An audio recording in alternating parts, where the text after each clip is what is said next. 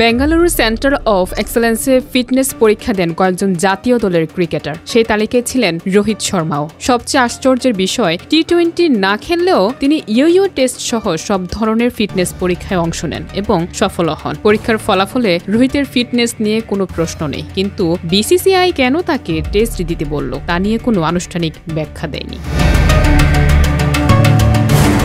Asia কাপের দলে নাম নেই রোহিত শর্মার। টি-20 ফরম্যাট ছেড়েছেন অনেক আগে, তবুও কেন হঠাৎ করে এশিয়া কাপের দলের সঙ্গে ফিটনেস পরীক্ষা দিতে হলো ভারতীয় অধিনায়ককে? এমন প্রশ্ন ঘুরছে ভারতীয় ক্রিকেট মহলে। ভারতের সংবাদ সংস্থা পিটিআই প্রথম খবরটি প্রকাশ করার পর থেকে বিষয়টি নিয়ে নানা জল্পনা শুরু হয়।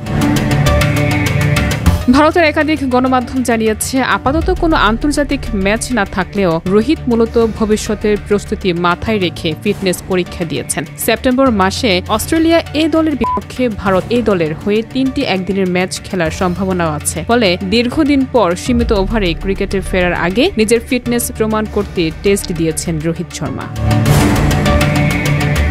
এখানে উঠেছে আরেকটি প্রশ্ন, রোহিত যখন এত গুরুত্ব দিয়ে পরীক্ষা দিলেন, বিরাট কোহলি কেন দিলেন না? কোহলি এই সিরিজেও ভারতের অন্যতম ভরসা, তবে ফিটনেস পরীক্ষায় অংশ নেননি তিনি। ক্রিকেট মহলের মতে কোহলি আগেই নিজের ফিটনেস প্রমাণ করেছেন অসংখ্যবার, তাই তার জন্য নতুন পরীক্ষা জরুরি ছিল না। অন্যদিকে বয়সের কারণে রোহিতকে নিয়মিত ফিটনেস চ্যালেঞ্জ নিতে হচ্ছে।